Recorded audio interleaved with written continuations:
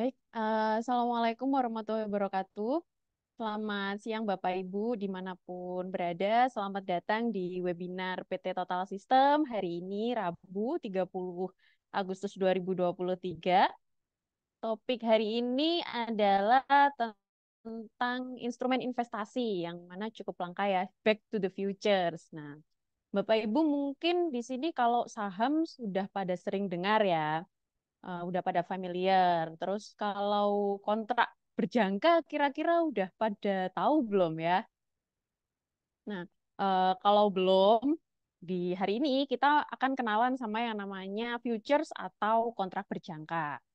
Nah, untuk materi pada hari ini akan disampaikan oleh Bapak Yohanes Darmadi. Saya sapa dulu, selamat siang Pak Yohan. Selamat siang.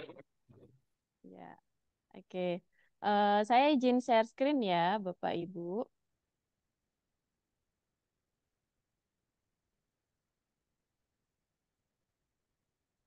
Apakah sudah terlihat? Terlihat. Oke. Baik. Untuk pembicara kita pada hari ini, Bapak Yohanes Darmadi, beliau telah 7 tahun berpengalaman di bidang futures atau kontrak berjangka. Beliau pernah menjadi license future broker atau wakil pialang berjangka yang berlisensi dari tahun 2026 hingga tahun 2006 hingga 2012. Kemudian beliau juga pernah menjabat sebagai Deputy Branch Manager sekaligus Chief of Compliance Division. Nah, beliau ini kepanjangan tangannya Bapepti ya untuk mengawasi perusahaan futures gitu. Kemudian selama tahun 2009 hingga tahun 2012, beliau juga aktif sebagai pembicara di berbagai seminar investasi futures, ada di India, di Singapura juga. Selain itu, beliau juga aktif sebagai pembicara dalam seminar-seminar investasi di beberapa universitas dan politeknik. Nah, sejak tahun 2013 hingga saat ini, Bapak Yohanes Darmadi adalah Chief of Development Program di PT Total System. Untuk untuk bertugasnya beliau ada di PT Bali Foam Nusa Megah Lombok ya. Ah, oleh karena itu, karena kita masih jarang nih ya kayaknya di sini tuh yang mendengar atau berkecimpung di dunia kontrak berjangka. Bapak Ibu nanti kalau misalkan ada pertanyaan, boleh langsung tuliskan di kolom chat. Nanti kita akan bacakan di akhir sesi ya, di akhir setelah materi disampaikan. Bapak kepada Bapak Yohan, kami persilakan. Baik, terima kasih. Selamat siang untuk Bapak Ibu semua, rekan-rekan sekalian yang sudah bergabung di webinar pada siang hari ini. Apakah suara saya bisa terdengar dengan baik? Karena di kolom chat mungkin ada respon dari peserta ya. Oh sudah ya, baik. Oke, baik, terima kasih ya. Seperti tadi saya sudah mungkin dikenalkan sekilas oleh Bu Ama, saya berkecimpung di dunia futures selama 7 tahun dan mungkin dari pengalaman yang saya miliki siang hari ini bisa membekali atau memberikan sedikit gambaran tentang seluk-beluk dunia futures atau perdagangan berjangka ya. Baik, sebelumnya saya akan bacakan dulu disclaimer ya. Jadi materi yang disampaikan semata-mata bersifat edukatif tanpa bertujuan mengarahkan Anda ya untuk melakukan trading futures di broker tertentu ya, broker manapun, enggak ya, tidak ada. Atau juga mendiskreditkan pihak manapun. Jadi nantinya segala kesimpulan dan keputusan yang diambil dari hasil pembahasan kita kembalikan saja secara pribadi pada masing-masing sesuai risk profile-nya. Ya, seperti itu. Oke, lanjut. Eh, ya, Bu Ama, bisa dibantu slide-nya. Ya. Jadi perdagangan berjangka atau futures trading ini awalnya dulu merupakan suatu solusi ya. Nah, jadi di Chicago, Amerika dulu ini awalnya adalah perdagangan-perdagangan komoditi seperti jagung, gandum, dan sebagainya. Ketika harga jagung dan harga gandum itu bergejolak, terjadilah potensi untung atau juga potensi kerugian. Sayangnya itu adalah para petani ya, ketika mereka panen karena banyaknya barang di mana-mana, harganya selalu aja dapat rendah ya. Jadi para petani waktu itu merasa, wah gimana ya, kok istilahnya harga selalu pas kita punya barang, pas panen selalu murah. Kemudian ketika sudah bergerak, ketika barang-barang itu sudah diambil oleh pengepul-pengepul, ya mereka yang berdagang bisa menjualnya dengan harga yang jauh lebih tinggi. Tetapi para petani tidak pernah menikmati hasil dengan harga yang pantas. Nah, perdagangan berjangka ini konsepnya adalah memperdagangkan suatu kontrak. Jadi yang diperdagangkan adalah kontraknya. Ya. Perdagangan futures adalah kontrak jual beli yang nantinya bisa diselesaikan secara fisik juga dengan pengiriman barangnya ya di masa yang akan datang. Jadi seseorang membuat suatu kontrak jual beli dan kontrak itu yang diperdagangkan. Ya. Nah, fungsi dan manfaat untuk futures trading sebenarnya banyak ya. Salah satunya adalah untuk sarana lindung nilai. Jadi ketika kita ingin mengurangi atau terhindar dari resiko bahwa harga nanti turun. Kalau saya beli sekarang, ya, tetapi nanti harga turun bagaimana? Ya, itu. Ya, ketika kita beli sekarang untuk dijual di kemudian hari, nah takutnya tiba-tiba harga pasaran turun. Gimana nih? Ya udah, akhirnya dibuatlah kontrak. Oke, mending kontrak sekarang aja nih. Kita kontrak ya, walaupun nanti pengirimannya adalah mungkin 2 bulan lagi atau 1 bulan lagi, tetapi kita ikat dulu kontraknya bahwa kita sudah sepakat bertransaksi dengan harga sekarang, ya seperti itu. Sehingga apakah nanti harga pasar naik atau turun ketika jatuh tempo 1 bulan lagi atau 2 bulan lagi atau 6 bulan lagi tergantung periode kontraknya, maka harganya sudah mengikat sehingga pembeli dan penjual sudah mendapatkan kepastian akan harga. Barang belum diterima, mungkin masih akan dikirim, butuh waktu mungkin 1 bulan lagi baru nyampe di lokasi, tetapi harga sudah bisa diamankan. Ya. Jadi ini adalah fasilitas atau sarana lindung nilai. Nilainya dilindungi karena kita sudah sepakat dulu. Tapi tentu saja, kalau ternyata nanti tiba-tiba terjadi pergerakan harga antara pembeli dan penjual, ya di situ akan muncul potensi istilahnya kalau tadinya bisa untung banyak, bisa jadi keuntungannya tidak sebesar kalau terbuka, ya posisinya open. Tetapi kalau misalkan ternyata terjadi pergerakan yang justru merugikan, ya sebenarnya kita juga diamankan seperti itu.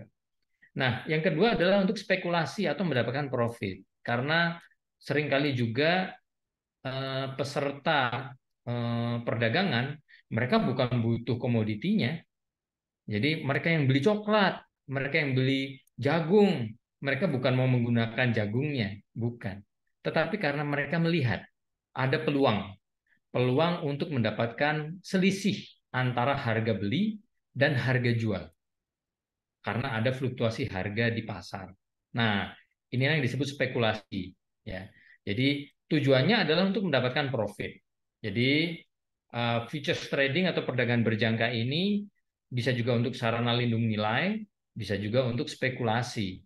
Nah, kayaknya volumenya makin ke sini kebanyakan yang menggunakannya untuk spekulasi daripada untuk yang lindung nilai. Ya, produk-produknya pun kemudian makin berkembang ya. Jadi bukan hanya komoditi, kemudian ada pertukaran mata uang atau falas ya, foreign exchange atau forex ya, yang banyak sekali ya, pasangan-pasangan mata uang yang bisa diperdagangkan, bisa di trade ya. US dollar terhadap pound sterling Inggris, terhadap euro ya, terhadap Swiss franc, terhadap Japanese yen, macam-macam, Australian dollar ya. Begitu banyak mata uang yang bisa diperdagangkan atau masuk dalam produk di perdagangan berjangka ini ya. Secara internasional banyak sekali ya, dan untuk yang di bursa lokal di Indonesia juga sudah mulai banyak ya, produk-produknya makin bervariasi seperti itu. Jadi yang diperdagangkan adalah sekali lagi adalah kontrak ya, kontraknya. Oke. Mungkin nggak akan perlu banyak kita bahas ya di sini ya. Selanjutnya saja. Nah, pertanyaan nih muncul buat kita semua, buat bapak-bapak, ibu-ibu, karena ini merupakan suatu aktivitas yang juga mengandung resiko. Kira-kira bisa nggak sih kita bedakan antara trading dengan gambling atau judi? Ya, kira-kira bagaimana? Nah, di sini saya bagi ya menjadi dua kolom, trading dan gambling. Ya. Yang pertama, trading. Trading dengan gambling pasti punya juga persamaan-persamaan dasar. Ya. Persamaannya adalah satu, ada risiko rugi di trading.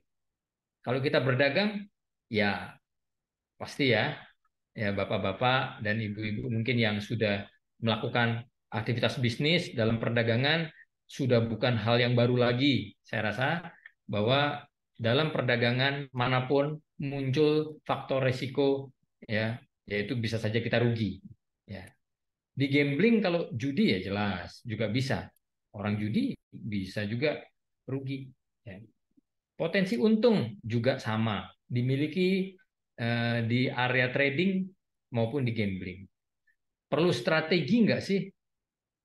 Ya, dalam berdagang pun macam-macam ya, ada strategi yang harus dijalankan untuk memaksimalkan keuntungan dan mengurangi atau mengontrol resikonya. Perlu ada strategi-strategi tertentu ya.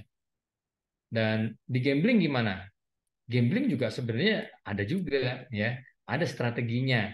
Contoh misalkan gamblingnya misalkan misalkan bola ya, di situ ada tuh analisanya, kemudian strateginya, atau misalkan gambling bentuknya misalkan kartu ya, permainan kartu.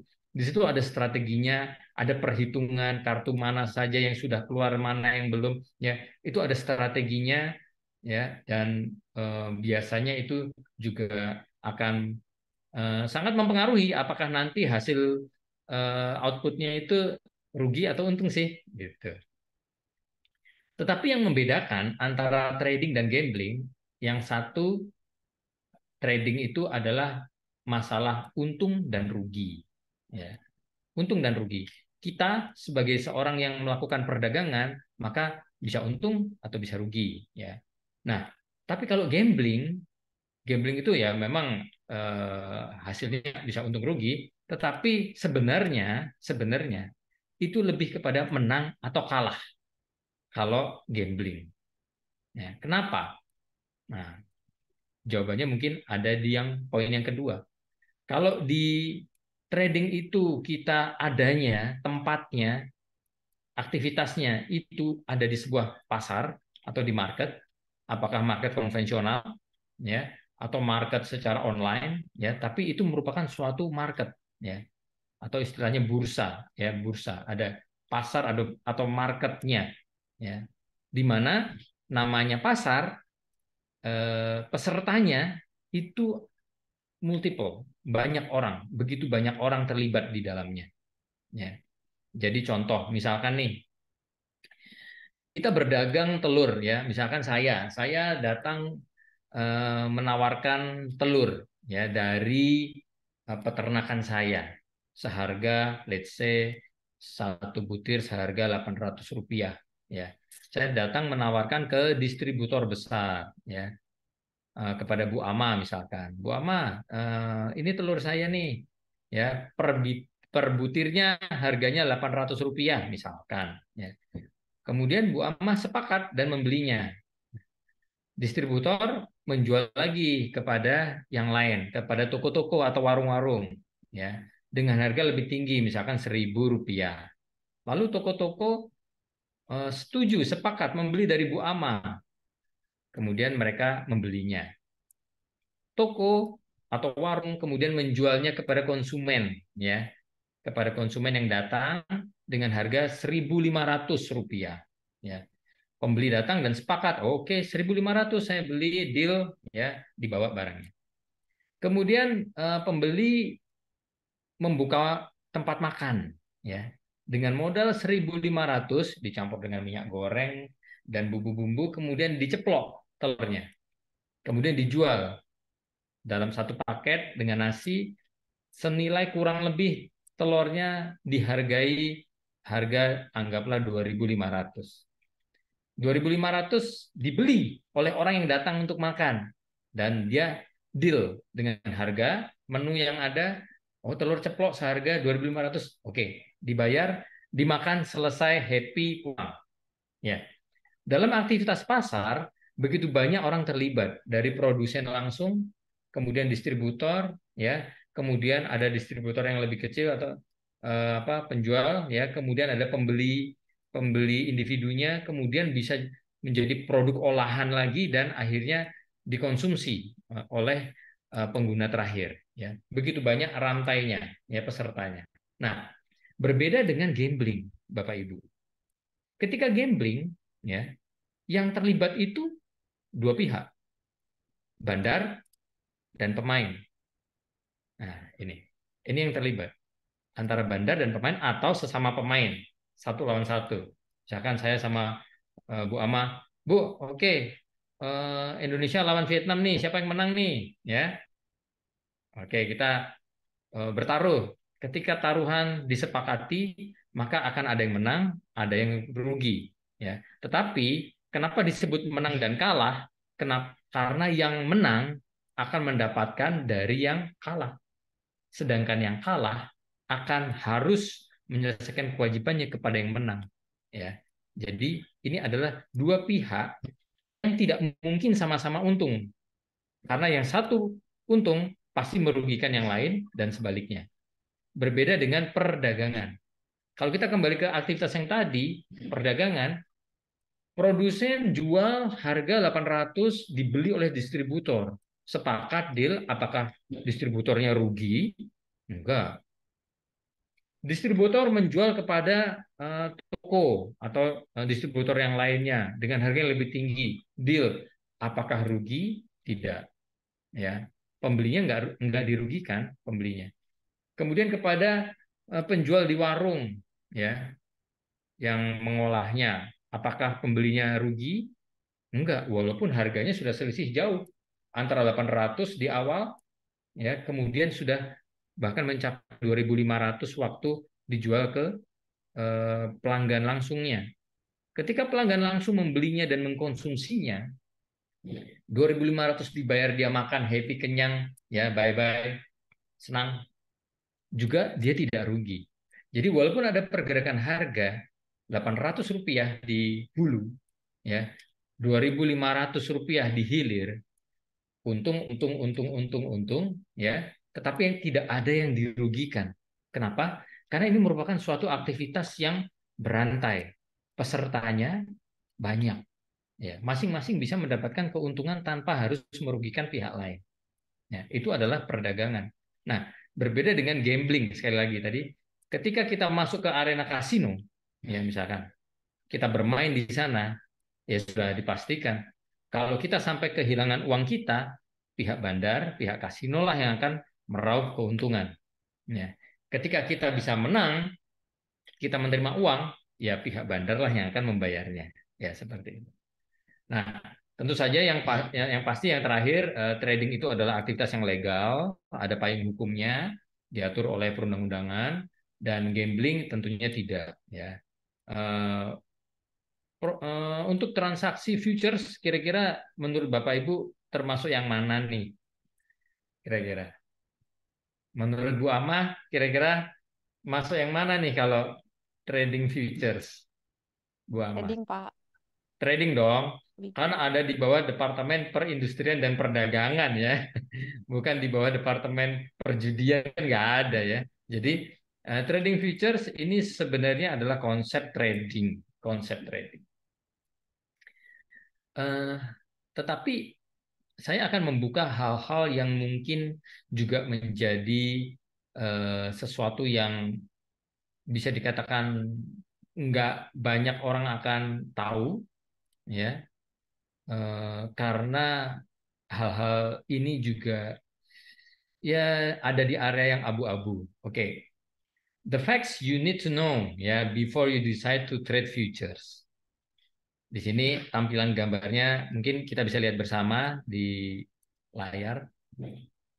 Pemain surfing.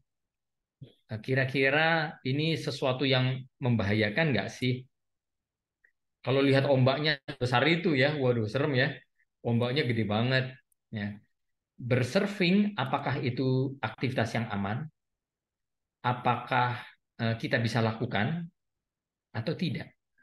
Nah, ini kita harus hitung dulu, kita harus berkalkulasi, mempertimbangkan, dan punya perencanaan yang tepat juga pelatihan. Saya rasa tidak semua orang, ya, tidak semua orang itu cocok untuk aktivitas surfing seperti ini. Oke, next. Nah, safety first, ya, safety first.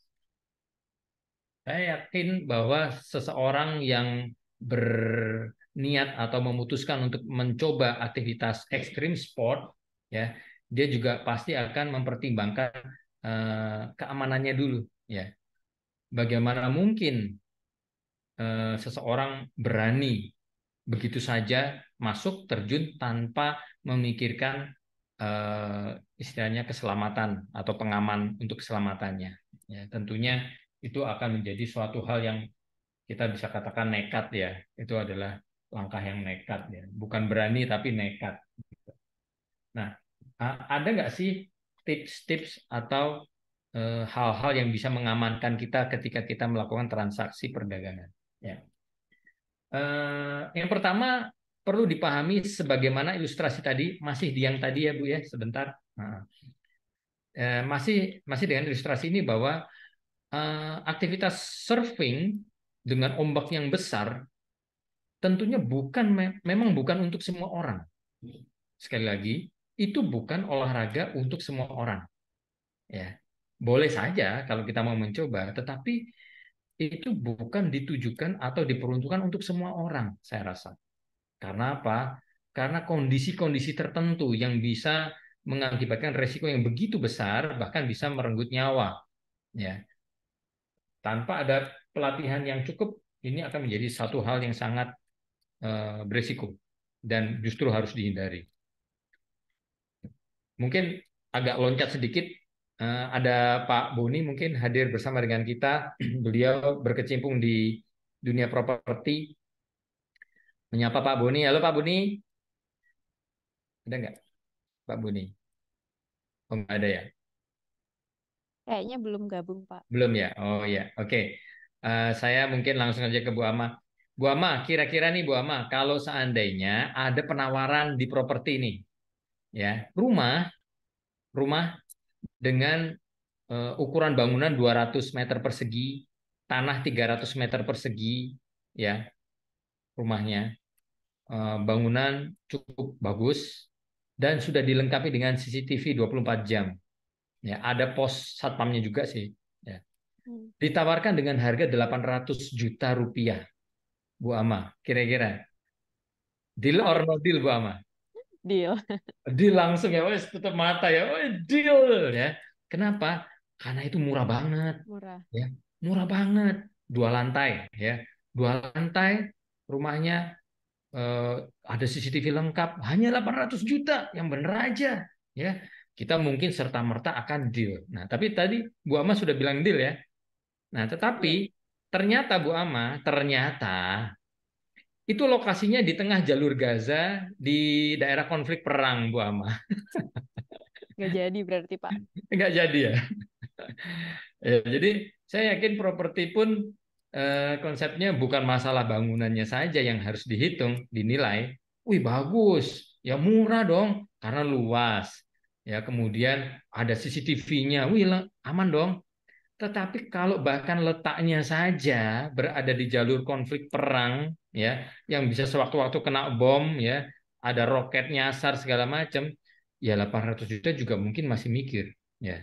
Apalagi itu jauh dan kita investasi di situ mau buat apa? Kan bingung kita.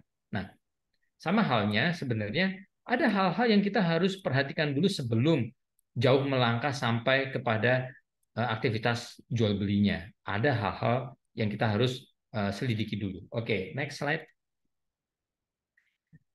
Ya, yang pertama adalah yang pasti kita akan menghadapi resiko naik turun harga. Ya, harga yang berfluktuasi, naik turun dengan range yang mungkin bisa sangat lebar. Ya, bisa sangat lebar. Nah, resiko harga naik, harga turun ini rasanya sudah dipahami sih oleh semua pedagang, semua trader, ya, investor pun juga ngerti. Iya sih, namanya harga. Harga bisa naik, bisa turun. Kita beli kalau harganya turun ya kita rugi. Kita jual, ternyata nah, kalau karena ini merupakan perdagangan yang dua arah, two ways trading, dalam arti di futures itu Bu, Bapak sekalian juga kita bisa beli dulu, kemudian kita jual, ya, close, selesai, settle. Atau kita jual duluan. Loh, bisa jual duluan? Bisa. Jual dulu, kita open posisi dengan jual, kemudian nanti kita akan tutup dengan beli. Nah, satu pasang selesai, ya, settle, ya, seperti itu. Jadi boleh beli dulu, baru nanti dijual, atau sebaliknya, jual dulu, baru nanti dibeli, ya. Setelah itu selesai, ya, ada open dan close position, maka settle selesai.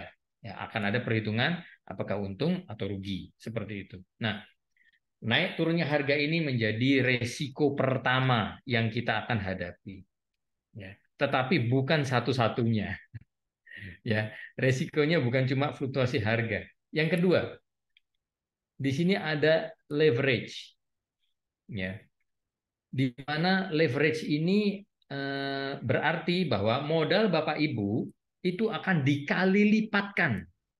Contoh, misalkan kita buka rekening dengan pembukaan 100 juta rupiah.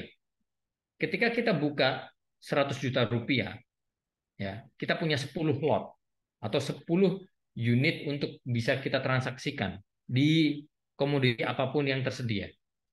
Nah, artinya ketika kita membeli satu lot, berarti kan yang modal kita itu 10 juta. Ya. Nah, dengan leverage ini kita dianggap bukan 10 juta modalnya. Kalau 1 banding 100 leverage-nya berarti modal kita dihitung 1 miliar.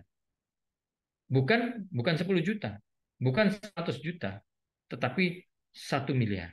Seolah-olah Anda melakukan transaksi dengan volume 1 miliar. Modal yang dititip jaminannya hanya 10 juta, betul. Tapi volumenya yang dipakai adalah seolah-olah kita sedang bertransaksi dengan volume 1 miliar. Itu sebabnya kenapa kok ada harga, contoh misalkan harga 1 pound sterling Inggris, angkanya setara dengan 1 poin, let's say saya nggak hafal ya angka runningnya sekarang, ya kan 1,8 misalkan 1,8020 ya. 1,8020 artinya 1 pound sterling Inggris setara sama dengan 1,8020 US dollar. Jadi dua digit terakhir 20 itu senilai dengan 0,002 US dollar. Yang mana nilai itu sangat kecil. Tetapi kalau digunakan leverage, maka itu akan dikali lipatkan sebanyak 100 kali lipat kalau 1 banding 100.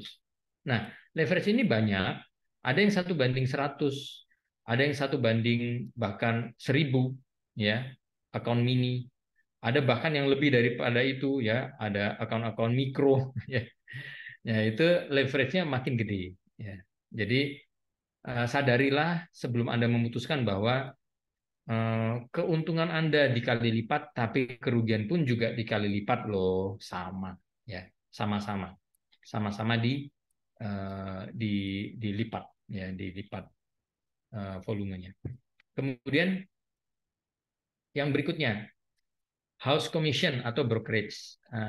Dalam hal ini perusahaan-perusahaan pialang, ya, banyak perusahaan-perusahaan pialang yang resmi di Indonesia itu mereka punya izin, ya, harus punya izin terdaftar di bursa berjangka, mereka juga harus terdaftar di clearing berjangka Indonesia, mereka juga harus terdaftar juga dalam pengawasan Bapepti, Badan Pengawas Perdagangan Berjangka Komoditi. Kemudian ya dengan segala izin-izinnya mereka resmi beroperasi di Indonesia untuk menawarkan perdagangan ini buat Bapak Ibu investor sekalian. Nah, tetapi perlu menjadi catatan bahwa house commission atau brokerage ini adalah perusahaan yang mencari keuntungan, Bapak Ibu. Mereka mendapatkan keuntungan dari mana? Dari komisi, ya, dari komisi, dari spread, selisih harga beli dan harga jual, ya. Kemudian dari fee yang lainnya, yang sebenarnya kalau dihitung juga nggak terlalu besar. Kenapa? Karena komisi yang lebih banyak dibagikan itu kepada account officer-nya atau dalam tanda kutip marketing lah, ya, tenaga-tenaga marketing yang menawarkan, mereka yang menjangkau para nasabah dan investornya. Itu paling besar porsi komisi yang dibagikan kepada mereka. Perusahaan bahkan ada yang tidak menerima, ya, tidak mendapatkan dari bagian dari selisih komisinya, bahkan diserahkan semuanya kepada kepada karyawannya, yaitu marketingnya itu, gitu loh. Ada, ya, tidak semua tetapi ada. Nah, lalu dari mana sih mereka mendapatkan biaya operasional yang begitu besar? Biaya operasionalnya sangat besar sekali, ya.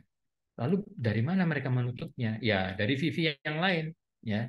Ada ada SWOT juga, nanti kita bahas, ada poin-poin berikutnya yang itu bisa menjadi keuntungan daripada perusahaan, ya.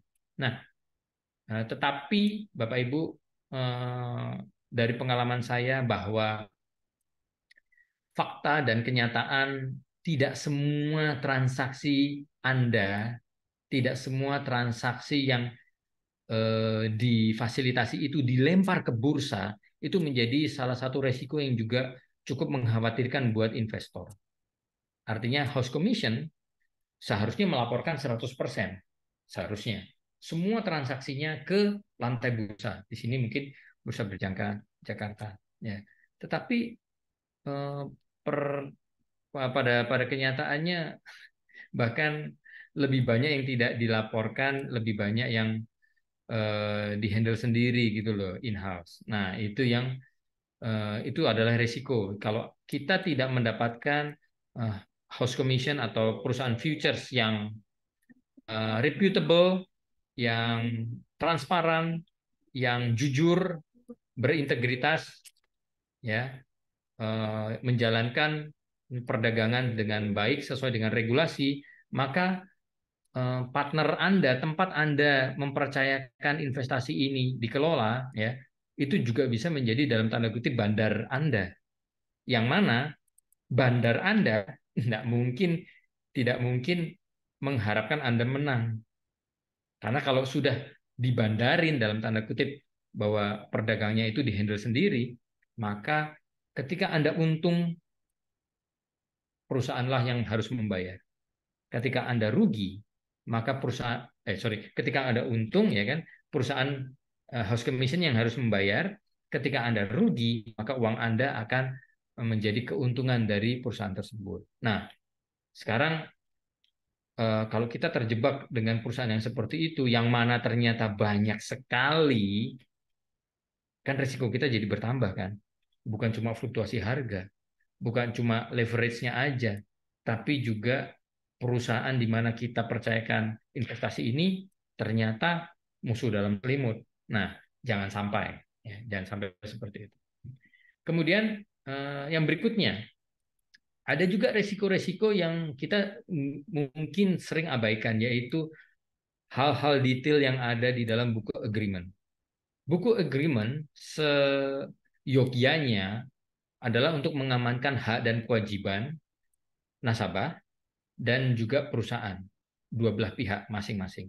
Nah, tetapi seringkali juga para investor atau nasabah mereka tidak membaca detail buku agreement ini.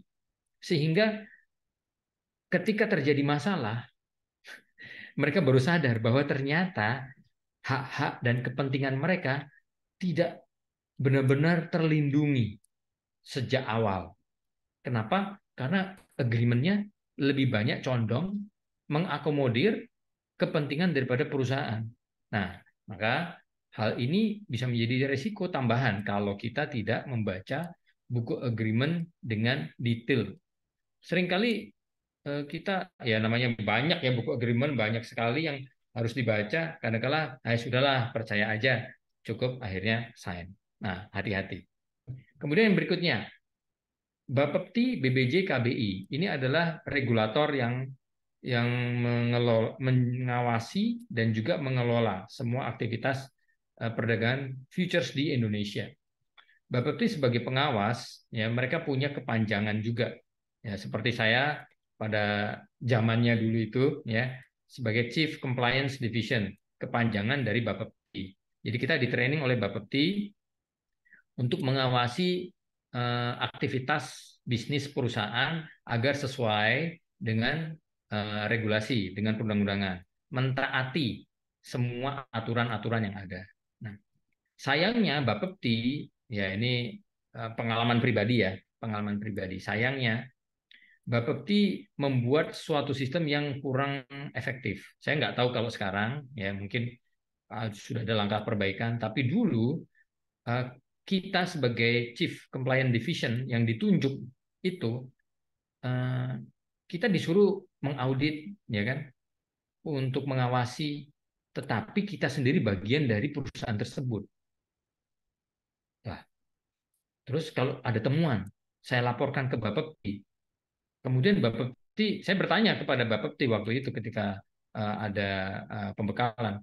Sebenarnya, lalu ketika saya menemukan sesuatu, anggaplah sesuatu yang tidak sesuai dengan rules, lalu saya laporkan. Lalu Bapepti bagaimana? Support apa kepada kami? Ya kita akan tindak. Oh, oke, perusahaannya ditindaklah. Kami sendiri bagaimana? Nah itu, itu yang tidak bisa dijawab oleh mereka-mereka, oleh beliau-beliau. Jadi eh, agak sedikit tidak ideal ya rasanya kalau kita ditugaskan tetapi kita juga tidak dibekali apa-apa. Sehingga akhirnya hampir dikatakan bahwa itu tidak berjalan. Karena apa? Seolah-olah kita bunuh diri kalau kita melaporkan perusahaan kita sendiri, kita yang mengaudit ada temuan lalu melaporkan ke Bapepti, perusahaannya ditutup segala macam dan kita tidak ada jaminan apa-apa gitu loh. Secara individu ya pasti dong kita berhitung. Nah, rugi saya dong. Saya dipecat nanti. Lalu saya bagaimana kepentingan kita tidak ada fasilitas apa-apa gitu loh. Nah, itu. Kemudian BBJ, Bursa Berjangka Jakarta yang waktu itu kita terlibat di sana, yaitu tadi apakah benar semua transaksinya terlaporkan? Kalau tidak, maka juga menjadi resiko. Yang berikutnya KBI, Clearing Berjangka Indonesia. Di sana ada segregated account, rekening terpisah. Segregated account, rekening terpisah. Artinya, uang nasabah itu ya mau dibuat aman dengan berada di rekening terpisah, tidak di rekening perusahaan house commission-nya. Ketika setor, rekening tersebut adalah rekening segregated, ya, rekening terpisah, diawasi oleh KBI, ya, ada Bapepti juga. Nah, tetapi sampai di sana saja, apakah cukup? Sebenarnya ini dilematis juga ya, karena rekening terpisah itu ternyata, Bapak Ibu, ternyata nggak seaman-aman gitu juga, ya. Karena apa? Ketika saya bertanya, bisa nggak sih kita secara individu sebagai nasabah, saya datang ke KBI untuk mencairkan dana saya dengan buku agreement, kemudian bukti transfer, ya, dan saya mau close account saya, anggaplah misalkan house commission-nya kabur, tutup, lari, saya boleh nggak sih, bisa nggak sih datang ke KBI untuk mencairkan dana saya? Jawabannya waktu itu sangat mengecewakan. Ternyata, oh itu harus melalui proses dari eh, rumah pialangnya. Loh, rumah pialangnya tutup kok. Rumah pialangnya, misalkan anggaplah dalam kasus dia kabur tutup, ya itu nanti akan kita proses secara hukum, tetapi untuk pencairannya itu tidak bisa individu datang ke KBI, tidak bisa, tidak bisa. Kenapa? Karena dana itu tetap dalam penguasaan rumah pialang, house commission itu. Nah, ini juga ya dibilang aman, aman nggak aman lah ya. Jadi belum ideal secara teknisnya. Kemudian lanjut ke berikutnya trading platform. Ya, trading platform ini menggunakan dukungan dari internet, ya jaringan internet, ya. Mungkin yang sering digunakan adalah MetaTrader ya, MetaTrader 4. Di situ kecepatan daripada transaksi itu bisa sangat cepat sekali, pergerakan harga pada waktu-waktu tertentu. Ketika kita bertransaksi, anggaplah Anda sudah membeli dan harganya sudah naik. Sudah beli dan harga sudah naik. Waktunya dong profit taking. Kadangkala oleh karena masalah teknis, jaringan dan yang lainnya, Anda nggak bisa ngeklik. Ngeklik kok nggak bisa, ngeklik nggak bisa, harus diulang, diulang. Nah, harga itu jalan terus Bapak Ibu.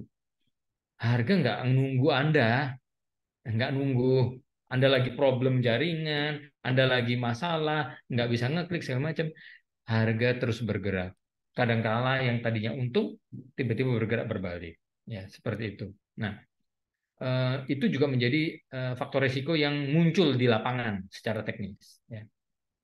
Dan tadi spread ya, spread bid dan ask, harga beli dan harga jual. Harga beli dan harga jual tidak satu harga. Dalam waktu yang bersamaan muncul bid dan ask. Harga bid adalah untuk Anda kalau Anda mau menjual.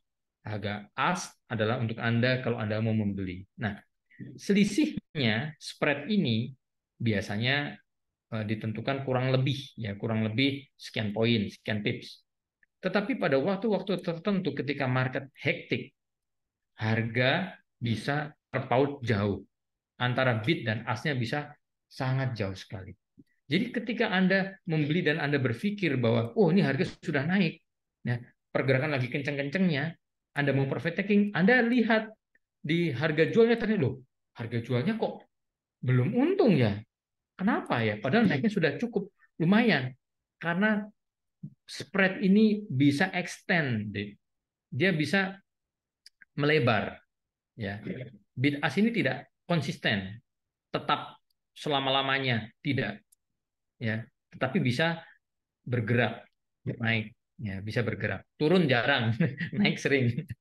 Ya, jadi spread selisih harga bid dan ask bisa sangat berbeda juga ketika pasar hektik. Yang berikutnya adalah gap. Gap yang saya maksud adalah loncatan harga.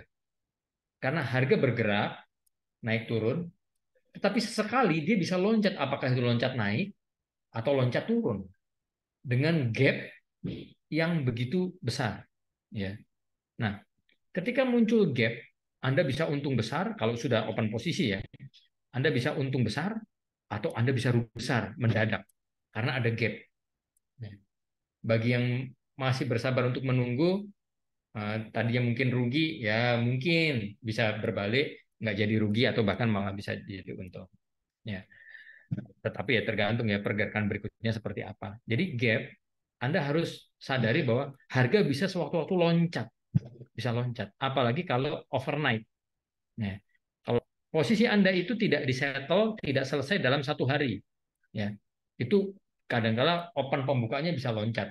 Seringkali seperti itu. Ya. Kemudian commission fee. Nah, di awal tadi, ya kan, selain harga naik turun, Anda juga menghadapi resiko yaitu belum bisa untung. Kenapa? Harga beli, kemudian Anda sudah lihat ada pergerakan naik, tapi kenaikannya ini baru nutup, satu adalah nutup spreadnya dulu dong. Harga beli jualnya harus ditutup. Setelah itu harus nutup komisi, ya kan? Berapa pips komisinya. Nah, komisi ini jangan sampai dilewatkan. Nanti kalau kita tidak paham, maka kita anggap sudah untung, padahal ternyata masih loss karena masih harus bayar komisi yang Anda nggak aware. Nah, nanti ada kaitannya dengan poin berikutnya ya, masalah komisi ini. Selanjutnya tadi saya juga sudah sempat singgung swap, overnight fee, kemudian juga account officer atau brokernya. Nah, ini yang paling juga menentukan Bapak Ibu. Kalau Anda dapat broker atau account officer yang orangnya jujur, berintegritas, ya, istilahnya melakukan sesuai dengan aturan, maka Anda akan bisa bertransaksi secara nyaman. Tapi kalau Anda dapat account officer atau broker yang ternyata ya dia nggak peduli dengan Anda, dia hanya peduli dengan komisinya, ya. Apalagi Anda serahkan transaksinya kepada yang bersangkutan, ya hasilnya bisa sangat di luar dugaan. Ya. Jadi Anda harus bisa mendapatkan account officer yang berdedikasi dan itu sulit, sulit sekali. Oke, lanjut,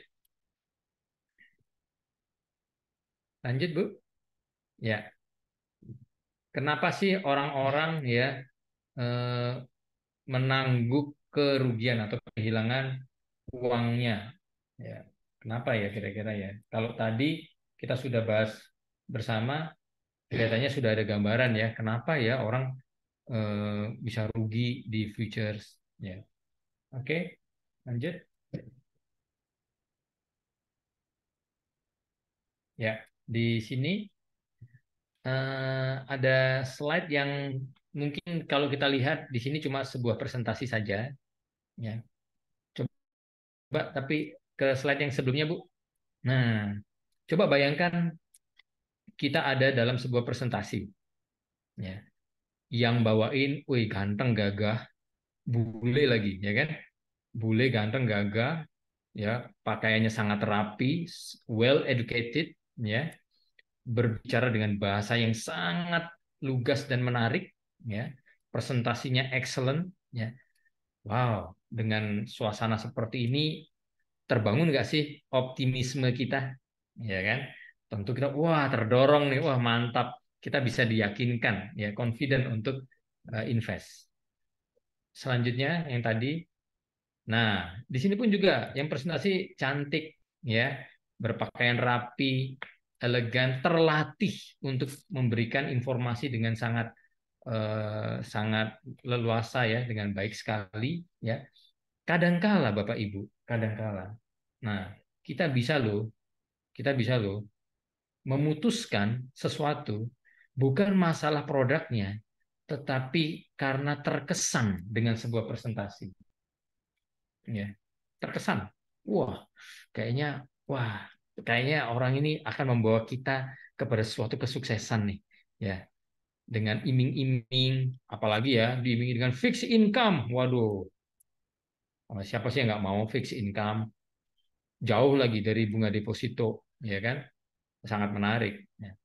Tetapi Bapak Ibu perlu sadari bahwa di sini tidak ada istilah fixed income. Kalau pernah atau akan kelak ada yang menawarkan bisnis futures dengan fixed income, tiap bulan kami jamin 5%. Nah, misalkan ya, percayalah mereka akan akan eh, mereka akan melakukan sesuatu yang akan mengecewakan. Kenapa? Karena kita tahu intensinya berarti. Ya, intensinya bukan untuk Anda untung, tetapi untuk menarik Anda masukkan uangnya ke dalam perusahaan, ya, atau mungkin kepada mereka secara pribadi. Ya, jadi jangan terlalu tergiur dengan yang manis-manis, ya, karena yang manis-manis itu, ya, kadangkala ujungnya sakit gigi ya Bu Ama ya. Kalau kita makan permen kebanyakan, coklat kebanyakan, es krim kebanyakan, manis-manis ya, bukan cuma diabetes ya, kadang sakit gigi juga ya. Jadi eh, tetaplah aware, Anda harus sadar ketika mendengarkan sebuah presentasi bahwa something that is too good to be true, ya, just be careful. Ya, sesuatu yang kayaknya tuh terlalu wah, kayak terlalu bombastis banget ya, terlalu menarik ya, bahkan nggak masuk akal. Jangan tergiur. Anda harus nyala nih instingnya bahwa oh hati-hati nih. Ini maksudnya apa ya? Kok bisa begini ya? Sekarang bayangkan, bahkan saya pernah dipresentasikan oleh orang futures yang datang kepada saya. Saya dulu berkecimpung di sana, kemudian ada orang yang presentasi dan dia berani menjamin. Saya bilang, ini bagus nggak? Oh bagus, oke. Kalau begitu, Anda bisa jamin nggak bahwa saya untung? Oh bisa, bisa, bisa. Oh ya, untung berapa? Oh ya, kalau 1% per hari sih sudah pasti bisa lah. Wah, hebat banget ya. 1% per hari loh. Wih, luar biasa. Saya bilang, nggak perlu 1% per hari lah. 5% per bulan sudah happy lah saya. Wah, kalau gitu gampang banget, Pak. Oke. Ya. Terus jaminannya apa? Terus pokoknya saya jamin dah, Pak. Saya jamin. Oke. Dia menjamin dengan kata-kata. Saya tanya, kamu berani nggak jaminan tertulis? Ya. Oh, boleh, Pak, kalau Bapak mau. Weh, berani juga dia. Apa? Ya surat perjanjian aja, Pak. Oh, hebat juga surat perjanjian. Tetapi kemudian saya bertanya, kalaupun ternyata wan prestasi, surat perjanjian ini apa gunanya buat saya? Kalau Anda punya sertifikat rumah mungkin Anda jaminkan dengan hak kuasa jual, bolehlah. Tapi kalau dengan kertas, walaupun dia tanda tanganin, emangnya kita mau ribut-ribut ke pengadilan setelah itu, ya kan? Bahkan dengan jaminan pun ya istilahnya itu nggak aman-aman amat gitu loh. Jadi kalau kita masih berpikir bahwa kita cari yang aman, lebih baik jangan di futures. Futures bukan tempat Anda. Mungkin bukan olahraga ekstrim dalam tanda kutip yang cocok buat Anda. Jadi kalau kita masih berpikir tentang keamanan saja, itu yang menjadi prioritasnya, aktivitas di sini penuh dengan resiko, Bapak Ibu. Oke, ya. Kemudian ada juga yang lainnya yang mungkin kita harus pahami dan ingat bersama. Satu, basic investment principles, don't put all the eggs in one basket. Ya, jadi jangan taruh semua telur di dalam satu keranjang. Ya. Yang kedua, ya jelaslah high risk high return. Ya low risk ya low return. Ya. Kemudian investment management ya itu harus sesuai dengan risk profile kita. Kita ini orangnya kayak gimana? Kita ini konservatif kah? Atau kita moderate yang ya setengah-setengah, oke. Atau kita memang yang risk taker, yang agresif. Nah, manajemennya harus cocok. Jangan sampai kita ini orangnya yang konservatif, tapi actionnya ternyata agresif. Ya, itu bye-bye, ya sayonara, cepat gitu. Ya, oke. Next. Kemudian trading plan. Ya, ini ada tips-tips bagaimana kita bisa memulai dan melakukan transaksi di futures. Yang pertama, Anda harus punya trading plan, ya. Mau beli apa, mau jual apa. Ya, di situ ada banyak komoditi, ya. Yang mana yang mau ditransaksikan? Kenapa kok mau yang itu? Ya. Di situ ada juga emas, ya, bisa ditransaksikan. Gold bullion, local London, ya, bisa transaksi di sana, ya. Atau di mata uang bisa juga. Indeks saham, ya, di sana ada Kospi, punyanya Korea, ada Hang Seng, ya, punyanya Hong Kong, ya, bisa ditransaksikan macam-macam, ya. Yang internasional juga banyak ya, ada Dow Jones, S&P 500 dan lainnya. Nah, yang mana yang mau dipilih dulu? Mau trading apa? Ya. Mau membeli, mau menjual apa? Itu Anda harus punya rencana yang baik. Kemudian mau membeli atau mau menjual di berapa? Masuknya di berapa?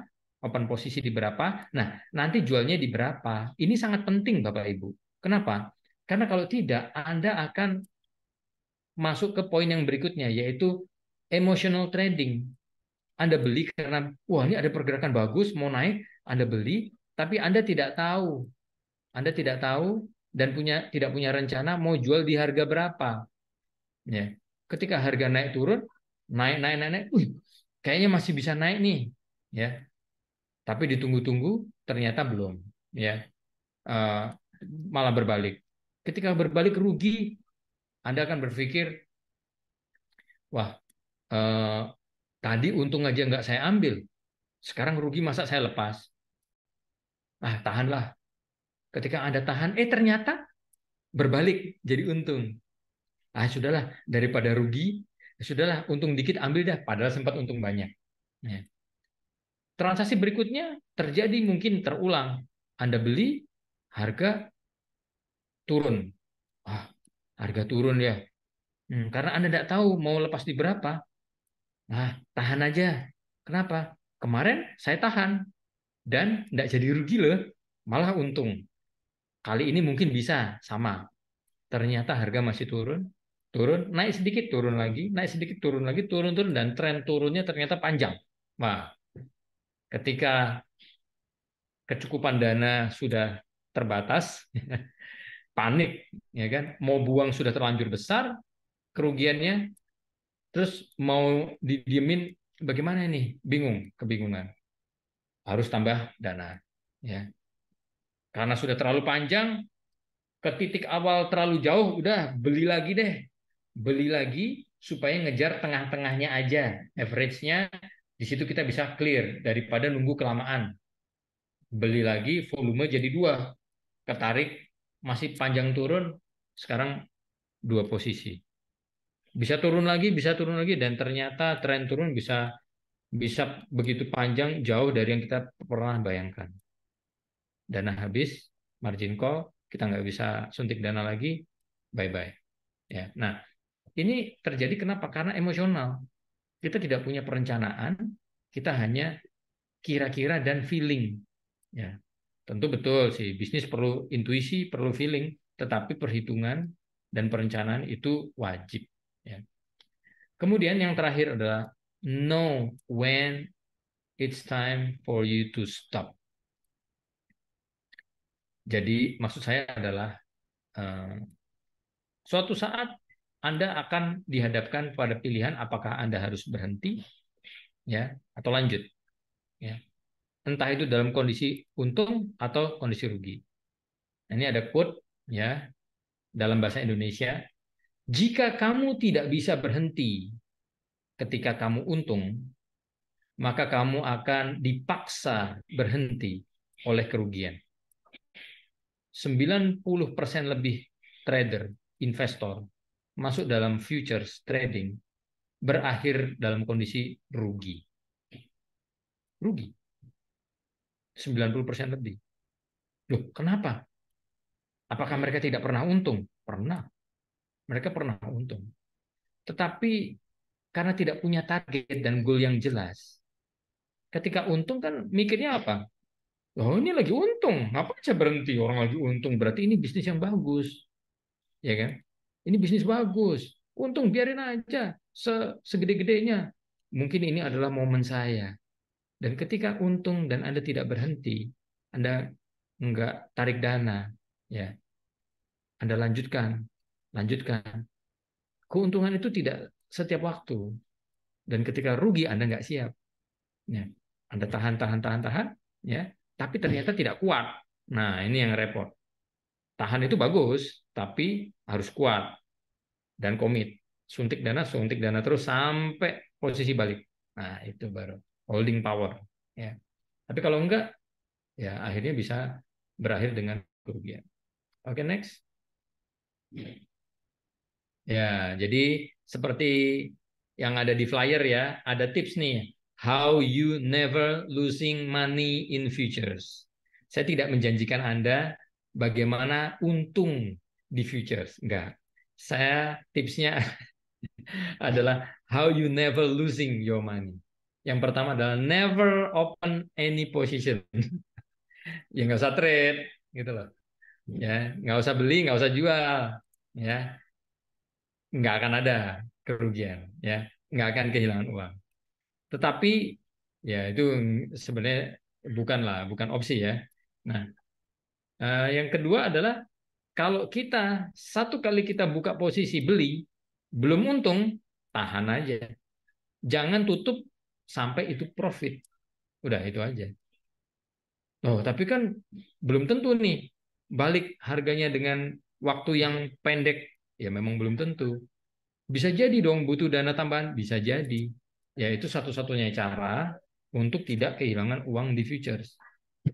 Ya, itu satu-satunya cara. Jadi jangan pernah buka posisi, ya.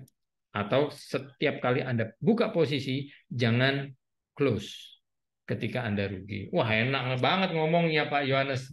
Ya, kalau bisa begitu, memang begitu kan semua orang juga mau. Iya, makanya ini kan tidak semudah itu ya, tidak semudah itu.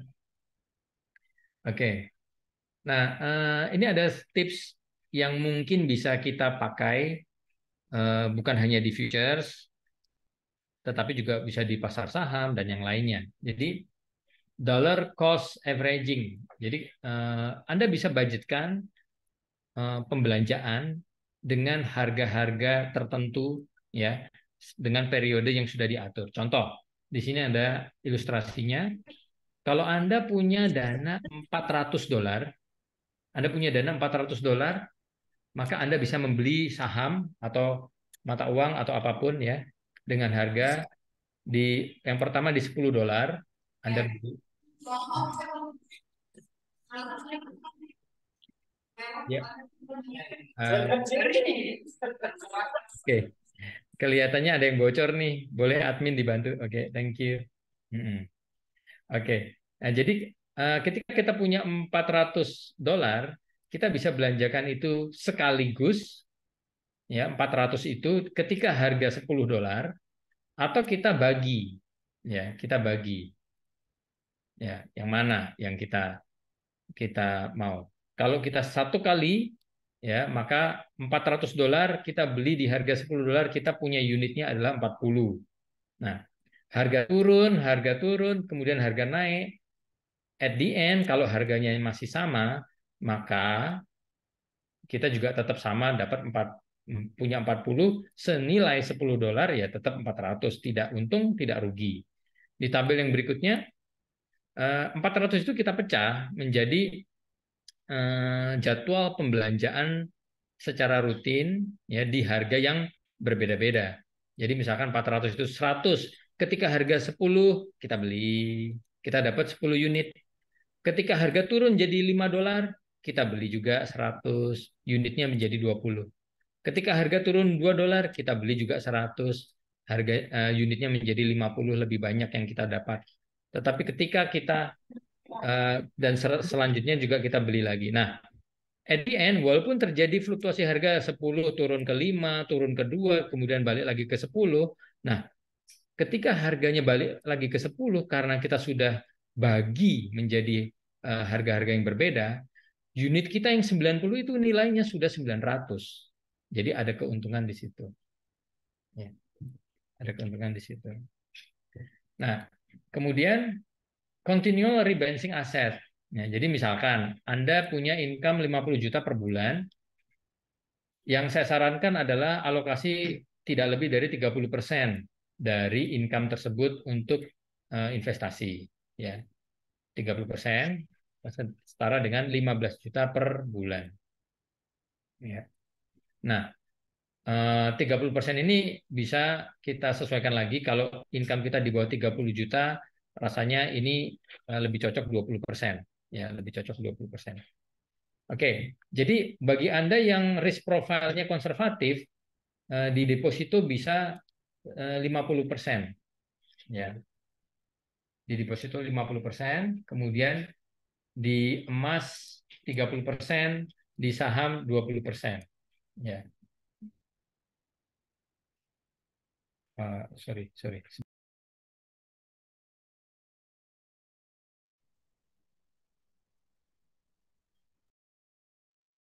Ya, mau ditunggu sebentar ya.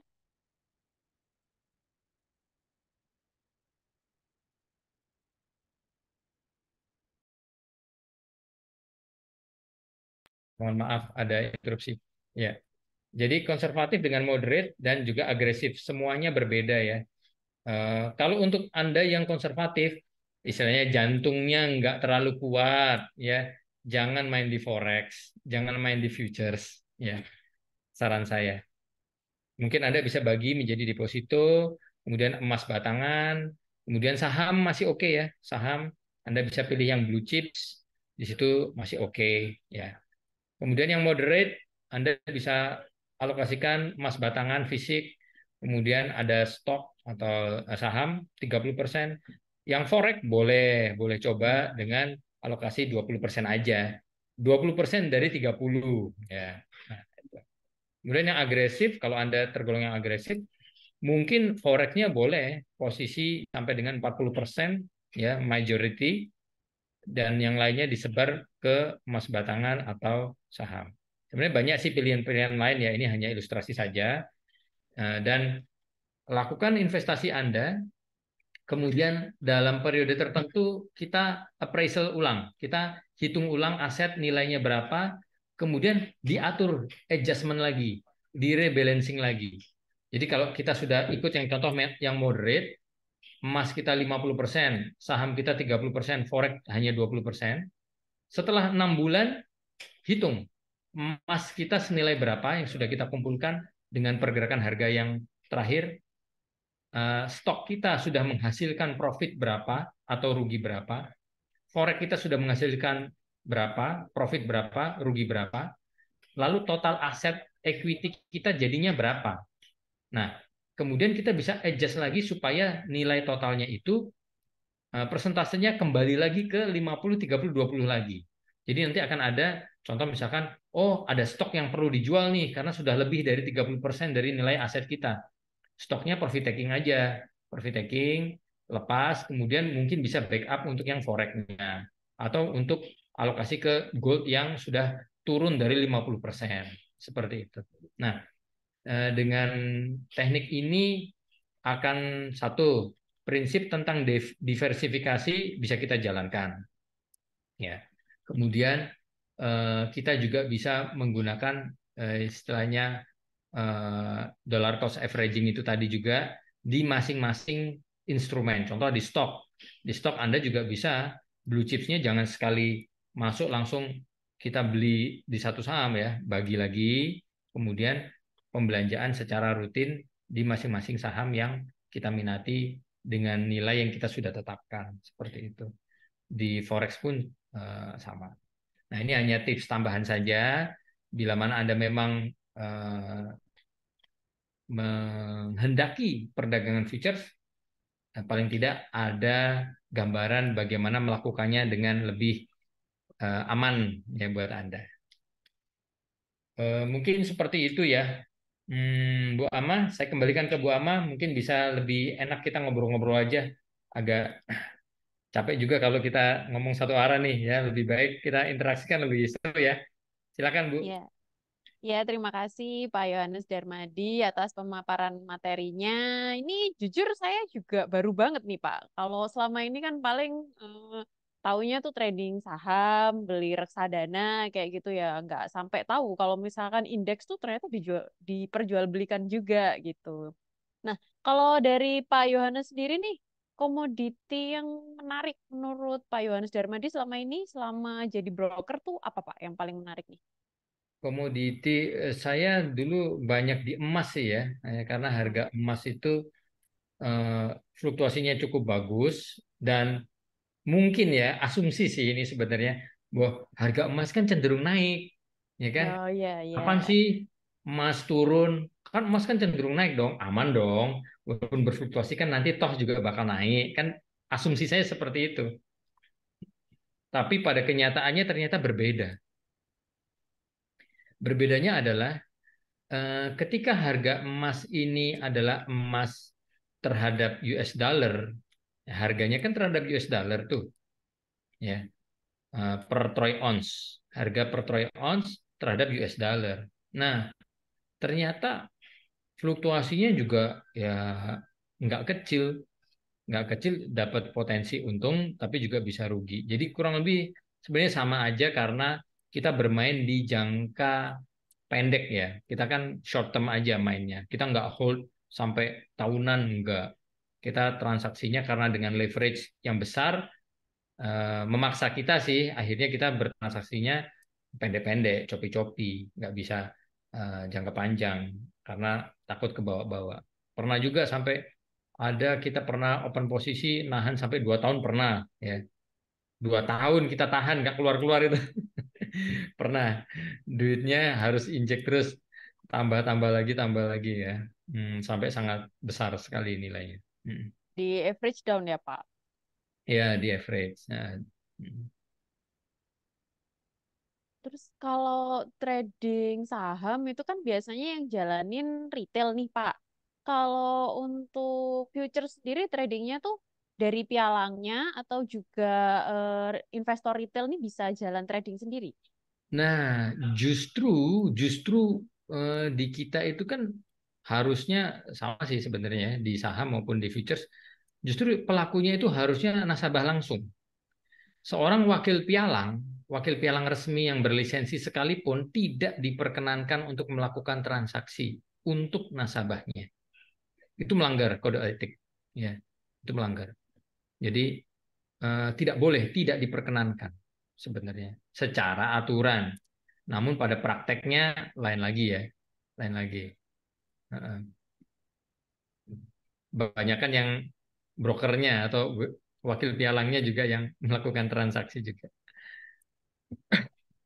Ini seperti ada itu. pertanyaan di Pak Yohanes dari Nita. Saya agak bingung karena menurut saya istilah future masih belum begitu umum dibanding saham.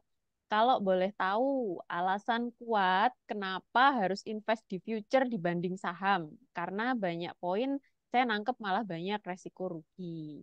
Gimana nih, Pak? Ya, oke. Futures ini sebenarnya sudah sangat sangat luas ya, sangat luas informasinya sudah dari puluhan tahun yang lalu sudah banyak sekali pelakunya. Memang tidak ngetren saham ya. Di bursa saham lebih mungkin orang lebih familiar lah. Futures memang banyak yang belum juga paham. Futures artinya adalah perdagangan kontrak berjangka. Jadi trading online yang produknya itu adalah produk-produk turunan atau derivatif. Ya, ya seperti tadi forex, foreign exchange atau falas mata uang itu naik turunnya diperdagangkan. Jadi pergerakan harganya itu diperdagangkan dengan kontrak-kontrak tertentu. Ya, banyak kok, banyak perusahaan-perusahaan yang menawarkan kepada para investor untuk perdagangan futures itu. Jadi bisa di falas, bisa di emas, ya. Sebenarnya nggak cuma emas, ya, macam-macam. Komoditinya itu pertambangan macam-macam, ada nikel, kemudian banyak ya, ada batu bara juga termasuk di dalamnya. Kemudian indeks saham juga hampir di seluruh negara ya, indeks-indeks saham yang terkenal semua juga diperdagangkan seperti itu. Mungkin bisa sih mencoba untuk mengetahuinya boleh datang ke perusahaan-perusahaan di sekeliling Bapak Ibu yang ada belakangnya itu ada futures-nya. Nah, ya, ada nama perusahaannya, belakangnya ada futures. Nah, itu mereka memperdagangkan perdagangan berjangka, ya, investasi. Kalau Bapak Ibu mungkin tadi dengar bahwa kok lebih banyak risikonya ya, iya, ya betul. Memang sangat berisiko. High Ya, risk, high return ya, Pak. ya, sangat berisiko. Tapi kan juga bagi mereka yang siap dengan resikonya, ya, bisa juga mendapatkan kemungkinan keuntungannya. Itu. Yaitu kita kembali ke individu masing-masing. Karena ada juga orang yang memang suka resiko, ya kan? Nah, Makin beresiko, makin untung makin gitu ya. berisiko, Dapatnya adrenalin makin makin banyak. kencang kan, wah, makin seneng gitu loh. Ada juga. Bagi yang tidak begitu, hindari saja features. Ya. Ini ada pertanyaan lagi, Pak, dari David. Bagaimana pandangan Pak Yohanes mengenai emas digital? Perbandingan tingkat resikonya dibandingkan dengan emas fisik. Nah, Ya, lagi ngetren tentunya, juga nih, Pak. mm, tentunya kalau emas fisik sebenarnya sebenarnya ya, sebenarnya sama. Bahkan lebih bisa bisa dikatakan bisa lebih enak yang online. Bisa dikatakan lebih enak yang online. Kalau dengan catatan nih, ini jangan sampai dipotong di sini nih. Kalau dana yang kita alokasikan sama persis dengan dana yang kita alokasikan untuk fisik. Dan yang kita tradingkan, kita transaksikan juga sama volumenya tanpa leverage. Itu enak. Enakan online. Contoh misalkan, Anda punya uang misalkan 10 miliar ya untuk emas batangan. Oke, daripada Anda beli emas batangan fisik, kalau Anda tradingkan di online ya 10 miliar dengan leverage tanpa leverage ya. Jadi beli satu aja, beli satu misalkan yang 1 kilo misalkan ya. Nah itu saya rasa lebih enak di online. Kenapa? Karena Anda tidak perlu lagi mencari siapa pembeli, siapa penjual. Perdagangan futures ini, ketika Anda mau beli, Anda tinggal klik buy. Ketika Anda jual, Anda tinggal klik sell. Sesederhana itu, secepat itu, seketika settle. Ketika Anda berdagang fisik, anggap Anda punya 1 kilo emas, ya. Nah, Anda mau jual, Anda harus cari loh. Siapa ya yang mau beli emas 1 kilo saya ini ya? Nah, gitu loh. Jadi pembelinya siapa ini? Pembelinya Anda harus cari. Anda harus ketemu dengan orang yang memang berminat untuk membeli 1 kilo di harga itu. Nah, di futures trading, Anda nggak perlu repot cari pembeli. Ketika Anda mau jual, Anda tinggal klik tombol jual, selesai, terjual. Ya, itu. Jadi, tapi dengan catatan tadi ya, tanpa leverage. Artinya jangan jangan dihitung leverage. 1 banding 1 aja. Anda beli fisiknya berapa? 1 kilo, alokasi pembelian Anda di online trading emas juga senilai itu juga, gitu, tanpa leverage. Gitu ya Bu Nita, Pak David, semoga bisa menjawab pertanyaannya. Mungkin ada lagi yang mau bertanya, kami persilakan. Sama minta tolong ya untuk Bapak Ibu bisa memberikan feedbacknya, yang mana link untuk feedbacknya sudah kami share di kolom chat juga. Nah, untuk feedbacknya Bapak Ibu ini akan sangat membantu kami untuk webinar-webinar berikutnya. Ya. Oh ya, Pak Yohan, mungkin ada yang kan baru nih, baru tahu gitu. Terus Hmm. untuk cara buka rekening future ini apakah sama kalau kayak kita buka rekening di sekuritas untuk saham kayak gitu, Pak? Untuk membuka rekening, Anda bisa juga download download saja aplikasi-aplikasi dari perusahaan-perusahaan pialang yang ada. Jadi itu sangat mudah ya zaman sekarang, zaman digital. Anda tidak perlu repot-repot datang ke kantornya langsung, juga bisa. Tanpa itu pun bisa. Jadi Anda download aplikasinya, kemudian Anda bisa open sesuai dengan petunjuk yang ada di sana. Anda bisa open rekening di rumah, itu sudah sangat praktis, cepat. Tetapi bila mana Anda ingin mendapatkan dokumen yang istilahnya fisik ya, Anda bisa datang ke kantornya, kemudian ya Anda minta saja untuk dibukakan rekening, minimum depositnya berapa, Anda depositkan, di sana akan ada perhitungan dan penjelasan tentang transaksi futures, seperti itu. Jadi bisa secara online, bisa juga datang ke office-nya, itu. Kalau berminat untuk trading futures. Oke. Nah, Ada yang tanya lagi nih dari TAA. Siang Pak Yohan, saya mau tanya bagaimana cara membedakan broker bandar atau bukan? Nih, terima kasih. ya, ini pertanyaan yang agak sulit ya. Membedakan broker yang bandar atau yang bukan. Nah, dulu sih ada beberapa tips ya, beberapa tips yang kita bisa gunakan. Kalau dulu kan dilarang untuk istilahnya perdagangan. Kalau di saham ya, sorry. Kalau di saham kan kita nggak boleh jual dulu, short selling kan nggak boleh. Short selling nggak boleh, harus beli dulu baru jual. Nah, ketika Anda short selling duluan, nah dan diperbolehkan oleh perusahaan tersebut.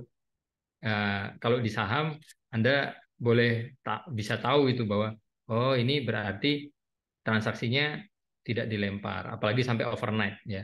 Ya, itu biasanya mereka nggak mau sih. Nah, jadi kalau di futures membedakan mereka yang bandar atau enggak itu yang sulit memang. Harus ada orang dalam, harus ada orang dalam yang mengetahuinya ya. Dan ya sebenarnya saya dari pengalaman ya, dari pengalaman hampir semuanya itu tidak 100% dilempar. Itu aja intinya. Jadi hampir semua futures, hampir, saya tidak bilang semua, enggak, ada yang 100% mungkin ya, yang 100% dilempar ada. Sulit sih nyari yang begitu. Tapi eh, hampir semuanya itu tidak 100% dilempar.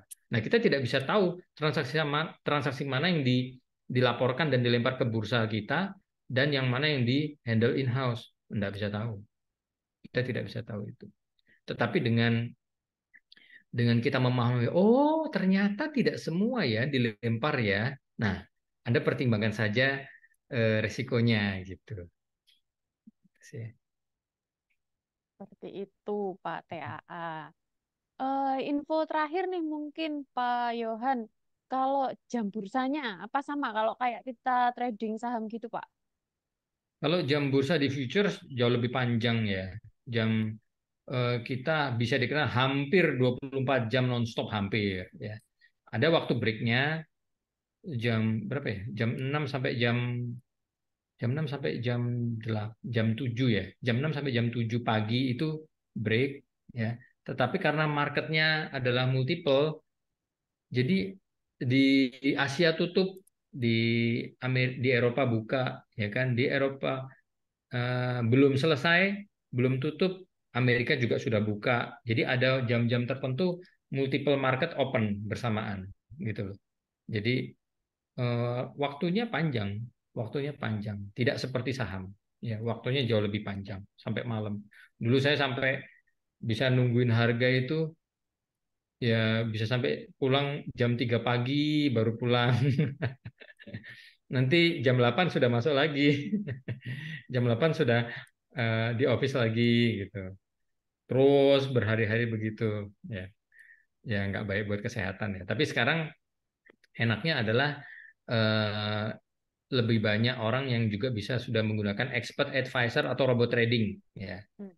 Nah, robot trading bisa digunakan untuk menghindari kita nggak terlibat secara emosional, kita juga nggak terlalu capek gitu. Jadi secara sistem otomatis dia bisa open posisi sesuai dengan program yang kita sudah masukkan ya. Kita create di situ. Nanti dia bisa close posisi dengan target tertentu dan pembatas harga tertentu yang memang menjadi bahasa apa yang kita setting di bahasa pemrogramannya seperti itu. Oke. Mohon izin ya Pak Yohan dan Bapak Ibu sekalian, ini dari admin ada yang mau di-sharingkan, silahkan.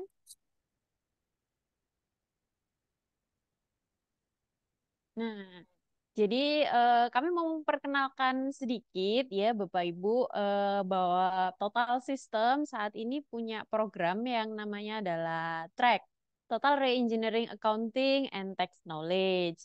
Kalau Bapak Ibu mungkin udah sering ya, mungkin udah banyak nih kenalan atau pakai jasa konsultan pajak. Nah, Total System ini berbeda dengan jasa yang seperti itu karena kalau misalkan pakai konsultan tuh biasanya Bapak Ibu kirim data adanya itu ya udah mereka akan keluarkan ya berdasarkan datamu itu kok gitu. Jadi kalau misalkan jasanya udah selesai gitu ya servisnya udah selesai mereka ya sudah selesai seperti itu. Di luar yang terjadi setelahnya bukan tanggung jawab mereka lagi. Nah, namun di program Track Total System ini, kami melakukan perbaikan sistem akuntansi perusahaan untuk menghasilkan laporan keuangan yang reliable. Jadi laporan keuangannya tuh nggak sekedar ada, tapi laporan keuangannya tuh benar-benar bisa digunakan oleh manajemen dalam pengambilan keputusan. Kemudian program Track kami juga akan melakukan pendampingan dan monitoring pelaporan perpajakan. Jadi Untuk perpajakannya juga akan didampingi dan dimonitor. Kemudian juga peningkatan kompetensi SDM bagian accounting dan pajak melalui transfer knowledge. Ini kami bilangnya istilahnya adalah coaching ya Bapak Ibu. Jadi kami akan mengajarkan kepada staf Bapak Ibu sekalian agar mereka bisa mandiri, bisa mengerjakan laporan keuangannya, laporan perpajakannya, itu bisa dikerjakan sendiri dengan benar, dengan valid. Jadi apa yang mereka sajikan itu bisa dipercaya gitu ya.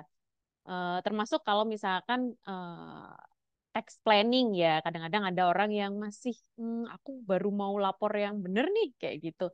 Nah itu kita juga akan ajarin itu sampai benar-benar dia bisa jalan sendiri. Untuk pricingnya kita start from 5 million aja, tapi untuk detailnya nanti boleh cek ya di website kami, di sana juga ada. Kemudian atau bisa langsung juga ke nomor kami, nomor WhatsApp-nya ada tertera di monitor Bapak Ibu sekalian gitu ya.